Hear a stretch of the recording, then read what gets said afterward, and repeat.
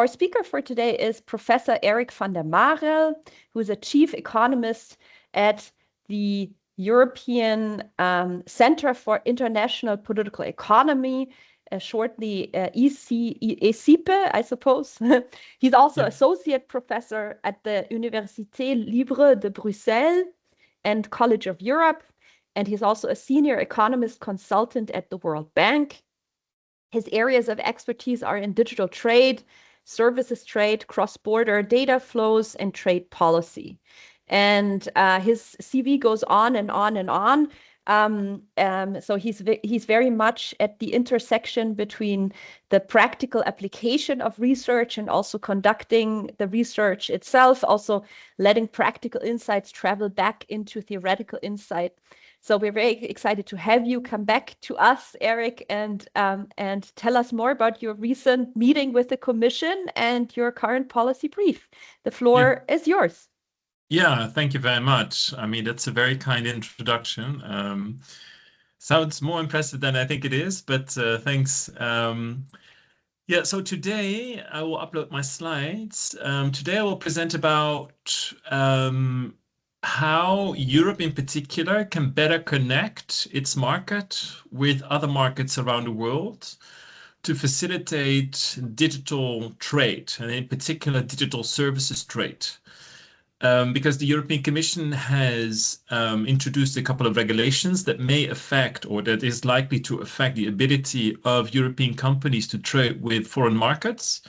And one of them is, of course, a much debated GDPR. And we have done some research that shows some effects of the GDPR for companies to trade with or European companies to trade with other markets in the world. And a couple of associated regulations and trade agreements that I will talk about as well, because they're all connected. And now I'm going to look for my slides and then upload them. And I put you on full screen mode. Yeah. Okay, so here, it's a bit of a catchy title to say global digital trade takes off, and can the EU keep pace of what's going on? And I'm saying this because I think the context in which we are is very important, particularly for the European Union. I mean, the European Union, or Europe, is a big player when it comes to digitally enabled services. But the world is also moving on. I mean, there are other parts in the world where a lot of this digital trade takes place. And I think that's why we pose the question mark in the policy brief whether the EU can connect its own market with the other markets abroad. So the work itself comes on the back of three research papers that have been published recently. One of them has already been published in a peer-reviewed journal. That is the one where we look at the adequacy decision. That's also a CEPR paper. The other two are ECIPE working papers for the moment, and also will be sent for peer review. And what the first one does is to look at the GDPR and see how that has an impact on the EU's ability to import and export digital services. The second one is about the adequacy determination. That is a regulatory policy that is within the GDPR. And I'll explain in a couple of slides what that actually is. And then the second one is about how digital trade agreements that have deep AI provisions can also facilitate digital trade. So how do they effect? And here the trick is that a lot of these PTAs have actually non-binding provisions that are not necessarily enforceable, but we look at whether this nonetheless has a positive impact on digital trade, or in particular AI-enabled trade, which is of course digital trade.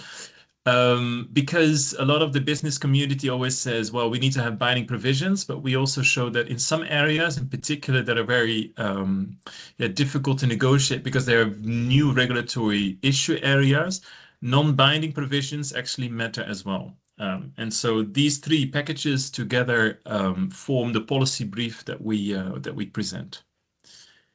So I think, as I said, the context is very important here to understand where we are coming from. So the first one is summarized in the left-hand panel, where you can see the growth rate of digital trade, no, goods, sorry, where you can see the growth rate of trading goods here summarized or plotted in the gray line, and you'll see the growth rate of trade in digital-based services or digitally enabled services. You can see that over the last, well, it is like 15 years, that growth rate of digital trade, digital services trade, has been growing much faster than trading goods. And so the globalization of these kind of services has seen a higher pace than what we sort of normally define as globalization of physical goods. And I think that is very much important because that shows how dynamic these markets are and where future growth is going to take place. And so where that future growth is taking place and will likely to go and take place in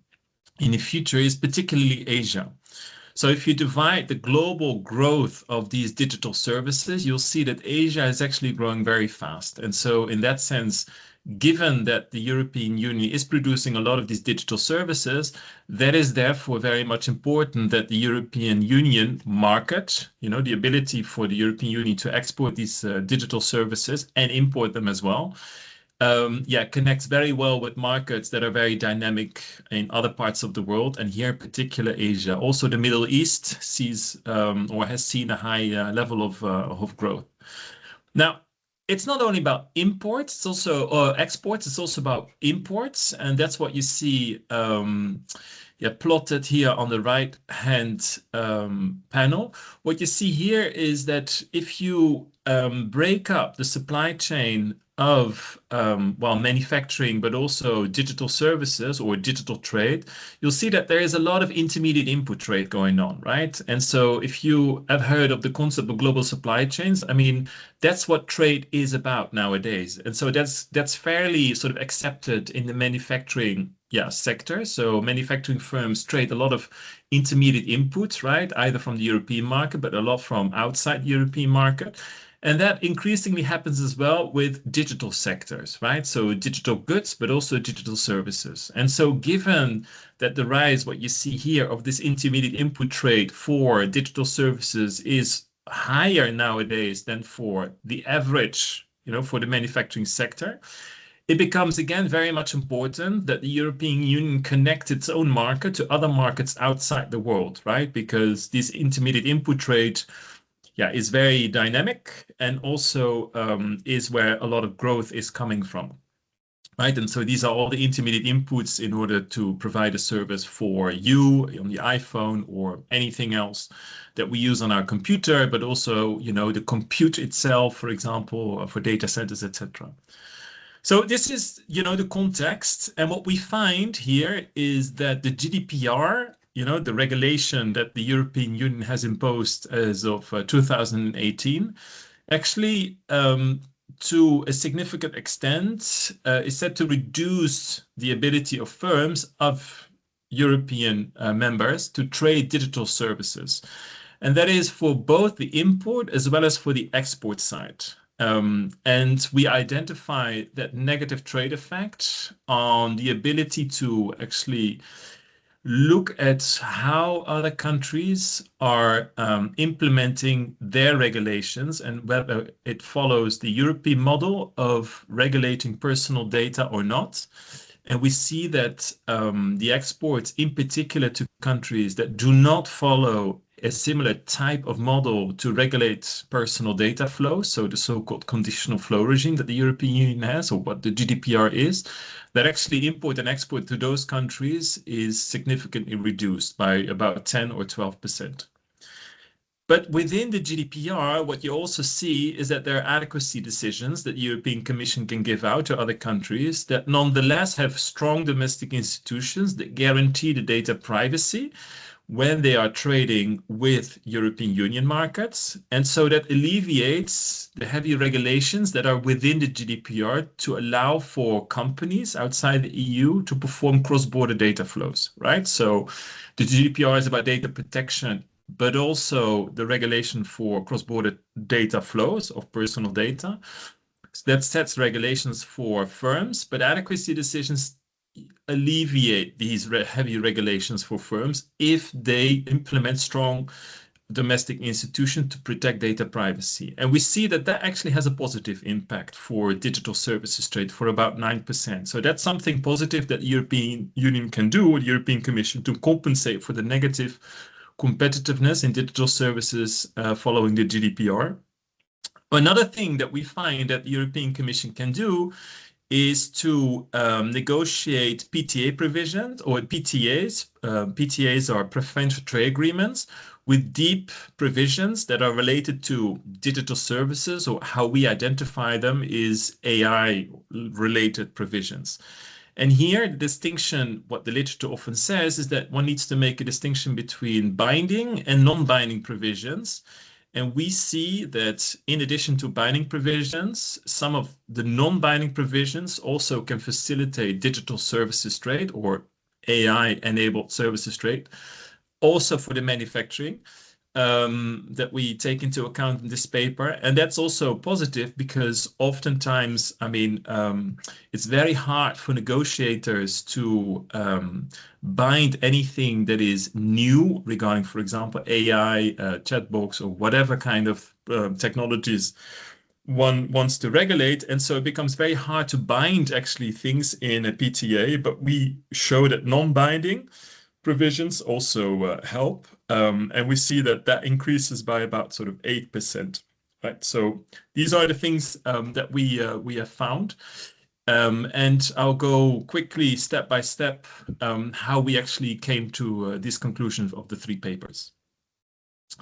Now, as said, first, I mean, we look at the impact of the GDPR and how they, how the GDPR has an impact on European Union members to import and export digital services with those countries that have a different type of regulatory model regarding the protection of personal data, but also how they regulate the cross-border flow of personal data. And so we do that because we need to identify, the trading partners and the ability of how these European Union countries can export and import these digital services. Yeah, and in economic terms, you have to have an identification strategy, and that's how we do it. We break up all the partner countries of European Union members into different types of model. And that actually follows a bit of a literature that started a couple of years ago, but that became particularly famous with Anu Bradford's decomposition of digital empires, where you can see that there are globally 3 types of models in the world that regulate data or digital technologies. And so we follow that approach. On the one hand, you can see that countries follow a very open approach, right? So it is led by the US, for example, where they have very few regulations in place. On the other hand, there is a closed model that is particularly led by China, where you can see that some countries like Vietnam and China and others in Asia and elsewhere have a very heavily regulated model for the flow of personal data outside their own market. And then you have something in between that the European Union does with many other countries in the world that we call conditional flow regime. So they allow for the free flow of data as long as certain regulations are involved and applied. And so we look at whether the ability of European Union members to export their digital services to countries that do not follow the same type of model have actually had an impact since 2018. Right? And so we break up that regulation between the cross-border data flows, so the regulations that affect that part, of markets, like for the cross-border data flows, as well as for data protection, because those are different rules. And if you split up the two, you see that countries follow different sort of patterns here, different models. Now, we do that because a large part of the trading partners that EU countries trade with actually falls under a different type of model, either falls under the open model or falls under the closed model, and represents about sort of half of digital services imports that the EU does. So, it's quite important. And of course, the big animals like the US and China don't follow the same model. And so it becomes very much important to look at those trading patterns. And we do see that as an effect. Now here, this is a table, and I can send you the slides afterwards that sort of summarizes differences between the three models. So you can see that, yeah, the more you move downwards, the stricter that regulatory model becomes. And here you see the distribution of all the countries that follow a type of model. And you can see that many countries in Asia follow the relatively closed model, the government-controlled or closed model for data protection and the free, or the cross-border flow of data.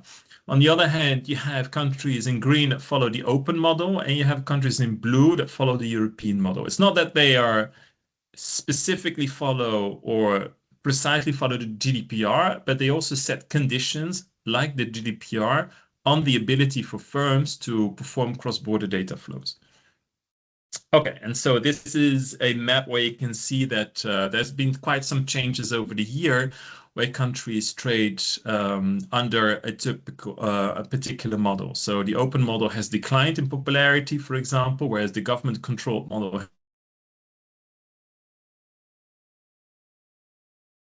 over the years, and so that's a pattern. And also more and more countries have implemented data protection model or comprehensive data protection rules over the year, which you can see in the right panel with the blue line that has been increasing. What we do find is actually on the regulations that affect cross-border data flows, there is a negative effect that is around 10–12% what I said. Interesting enough is what we see is that on the regulations that countries or partner countries impose that are for data protection, that actually has a positive role for European Union members to export their digital services, as well as for imports of their digital services. So I think it's important to distinguish the two, because often the GDPR has been criticized by saying that for data protection, it puts a heavy burden on firms to trade. We can only see that for the regulations that apply for the cross-border flow of data, not so much for data protection. And so in that sense, I think it's important to distinguish the two results. And if anything, for data protection, we see a positive outcome, but it's not significant. So that's why it's put in gray and not in blue. So, I mean, there is a positive effect, but it's not entirely significant. And that's what you see here. As of 2018, we see that, for both imports and exports, the result becomes negative in the sense that it does negatively affect companies' exports and imports. And so that's, what you can see here by an event study summarized.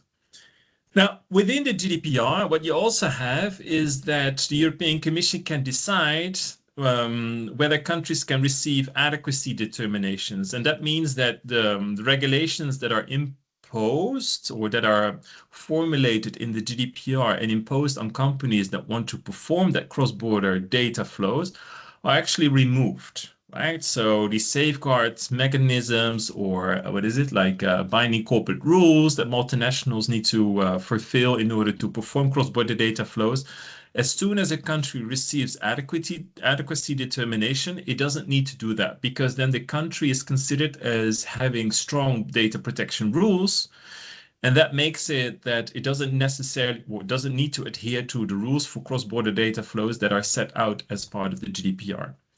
So we assess in also our study in the second paper whether that has any effect of the trade between European Union countries and partner countries who have received adequacy. And so we assess that, but we also, in addition, assess whether all the countries that have adequacy and already had adequacy in the past, also as a result of countries receiving adequacy, trade more with each other independent of the European Union members, right? So what we say is, or what we see is that there is a direct effect, and then we say there is also an indirect effect, which we call the club effect. So imagine that Uruguay has received adequacy, as well as Brazil last week and the United States. And what we do see with the club effect is that actually the countries like the US and Brazil and others like Israel who have received adequacy also as a result trade more with each other, independent of the direct effect of trade between those countries, partner countries, and European Union countries, right? So there's a sort of a network effect going on.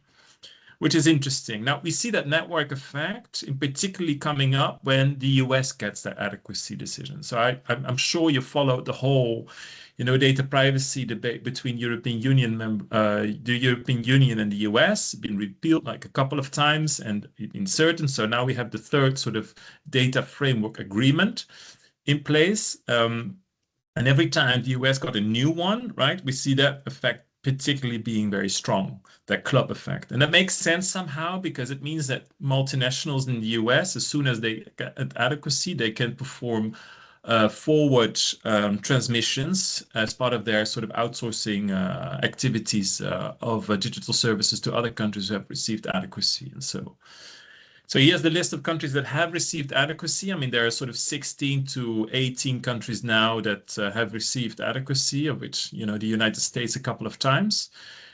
Brazil, a couple of months ago, has received adequacy, and we see that that has a positive effect, as well as for the direct effect between, for instance, Germany and, well, Brazil in this case, but also between Brazil and the United States and, Israel and New Zealand, what you can see plotted, again, with an event study here in the right-hand panel here.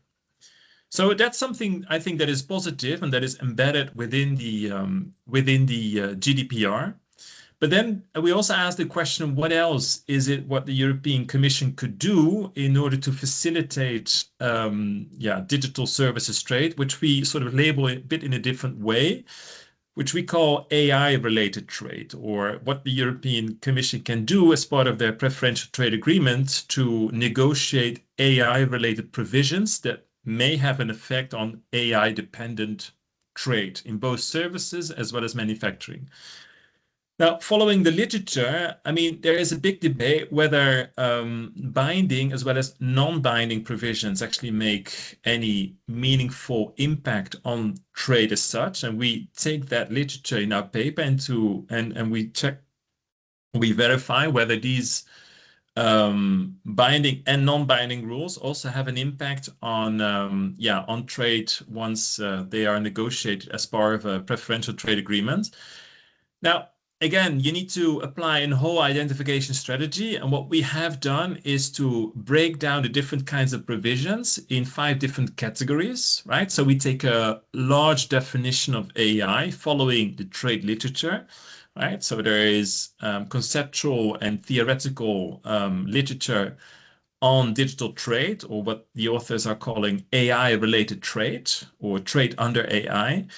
And literature divides the different categories or types of provisions and policy areas under different types of policies that have an impact on AI. So that's why you see, for example, custom duties still sort of is important for the digital inputs that one trades for compute, for example, data protection, and again, data flows. I mean, the two are again separate. But then also new data issues such as competition policies and AI-related kind of regulations specifically related to AI, and then IPR-related provisions as well. And how we identify that effect of these provisions is to also follow the literature here to create a measure of depth, right? And this measure of depth represents the extent to which PTAs have AI-related provisions, but also B, whether the depth, the more the PTA has AI-related provisions, whether that also has an impact. And I mean, that's often said to be more important because that measures the intensive margin, as we call that with an expensive word, of this kind of provision as part of a PTA. So the deeper the PTA becomes with more provisions that we measure with a variable called depth, the more that has an impact, right? So it's not necessarily about whether a PTA has one type of provision related to AI, but the more kind of, the more, in quantitative terms, more AI-related provisions. So then it measures how deep a PTA goes. And again, we do that for both services and the manufacturing sector. And we also identify for which type of sectors and manufacturing sectors this is important. And we measure that by their AI-intensive use of digital technology or AI-related technologies. And so we measure the extent to which each services and each manufacturing sector actually uses AI-related technologies, and we have data from Eurostat. And so our sort of way of measuring is that the more these PTA have deeper provisions related to AI, what we then suspect and what we measure is the more that actually facilitates trade in AI-related goods and services for manufacturing and services sectors that are more dependent, more reliant on these AI technologies. And so that's all what we measure here in this paper. And here you just see a table where you see the 5 categories of different AI-related provisions that are decomposed by sort of custom duties, data protection again, data issues, new data and AI-related issues, and as well as intellectual property, because the literature, at least the trade literature, assesses that this is all very important for international trade related to artificial intelligence. And again, you see that distinction between these provisions of all PTAs that we have classified between hard provisions and soft provisions. And you can see that depending on the category, you see that some have more hard provisions and some have more soft provisions. And what we keep here in mind, or what we are curious about, is whether these soft provisions, the non-binding ones, have an impact. And what we do find, which I already sort of give you as a conclusion of the paper, is that actually these soft non-binding provisions are important for those categories for which trade negotiators have a hard time to commit anything that is binding, right? And so these are often the kind of new regulatory issues, or the issues that in the trade community are very sensitive. For example, data issues, right? So the free movement of data, it's a very difficult item to commit at the WTO, as well as new things like competition policy or standards, mutual recognition agreements related to AI, that is usually very difficult to agree with. And so we see that non-binding provisions in that case actually facilitate that trade of AI-related goods and services, which is something positive, because we often tend to think, at least I think it's positive, but we also tend to think that only hard provisions matter, right? That's what businesses usually want. But, regulatory dialogue and setting up committees to discuss standards, right, and to come to a common agreement, even though it's in a non-binding matter, still matters and still have an impact on that digital services trade or AI-related trade in goods, right? And so that's what you see here a bit in a couple of graphs, where you can see on the left-hand panel that the number of AI-related provisions in PTAs between these 5 categories actually have increased. And so that means, that kind of provisions and, these PTAs that cover these provisions are becoming more and more important, particularly for data protection. So that's the steepest line here, what you see. And that the depth of these provisions, right? So the number of these provisions that we have reskilled in a variable is also increasing over time, right? And so it means that, over time, these kind of provisions are becoming more and more deeper and become more and more a bigger part of PTA, or a more important component of PTAs around the world. We have all PTAs that we cover here. Now, how do we identify the sectors that use AI technologies? Because, of course, again, for an economist like me, if you have a empirical paper, you want to have a clean identification strategy. So you need to see what sectors are more sensitive to these kind of AI-related provisions. And of course, these are the AI-reliant sectors. And that's something that you need to measure, and that's not easy. But what we do is to take AI-related technologies that Eurostat actually collects. So it has big surveys where they ask firms what kind of AI-related technology they use. And on the basis of the answers that companies give, they publish a share of companies that use a particular AI technology, and we take that data and compute by sector for all sectors European Union countries in this case. That represents also the AI intensity of services and manufacturing for other countries. Yeah, the extent to which they are using one of the 7 technologies that we have here, and so that is a measure of AI reliant sectors in services and manufacturing. So the result, what I said, is that both binding and non-binding provisions, they have a positive impact. And the interesting part here is that the binding provisions have an impact on the more traditional categories of AI-related provisions, such as, custom duties, for example.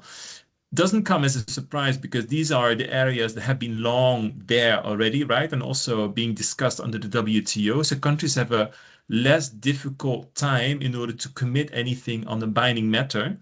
Whereas the more sensitive areas, I mean, the binding provisions do not have an impact, but the non-binding provisions have a positive impact. And so that's something that we find interesting, and it has an effect of also around 8 to 9%. And that's also, I think, interesting news for policymakers. So, I mean, that is something that they can take on for negotiating these kind of PTAs going forward. Now, what then are the implications if you put this all together? I mean, what we think is to simplify some of the regulations that are in particular related to the data transfer safeguards. So there are certain ways in which companies under the GDPR can, can perform cross-border data flows.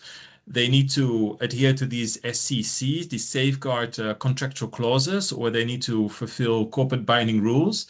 And I believe for corporate binding rules, for example, I mean, they can fulfill that and they can ask for permission or agreement by EU regulators. But then for binding corporate rules, for example, they need to go to all 27 regulators. And that is, of course, something that takes time and slows down the process of firms. And so in that sense, that's one example where they could potentially harmonize and streamline the submission of these binding corporate rules for multinationals. Another implication is to expand adequacy decisions. Here you can do that in various ways. I mean, it's not about sort of giving out these adequacy determinations to any kind of country that wants it. No, you can also help these countries with capacity building, for example, to establish strong domestic institutions and safeguard measures to protect data privacy, for example. You can also simplify some of the things, or you can take inspiration of how the EU and the US set up their adequacy agreement, which is slightly different than for many other countries that have received adequacy. You can provide technical assistance, for example. So here are sort of, the policy implications that a regulator or the European Commission could potentially do. And then as a third part, in terms of the implications, is to facilitate digital trade partnerships. So outside the PTAs, right? So there is a difference between preferential trade agreements and partnerships. These partnerships are often going a little bit deeper and cover a larger set of digital areas, notably technologies, in order to help and facilitate and to come to a broader regulatory dialogue of the technologies that are in both markets. One example is, of course, the EU-US Technology Council, I think it's called.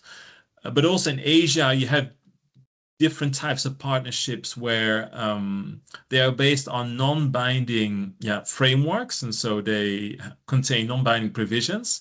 But yet, I mean, what we show in these kind of new areas where you discuss these new technologies, regulatory dialogue, and come to a common agreement to set certain minimal standards and to talk about interoperability, even if they are non-binding, what we show is that they may still, or they're likely to help and facilitate digital trade nonetheless.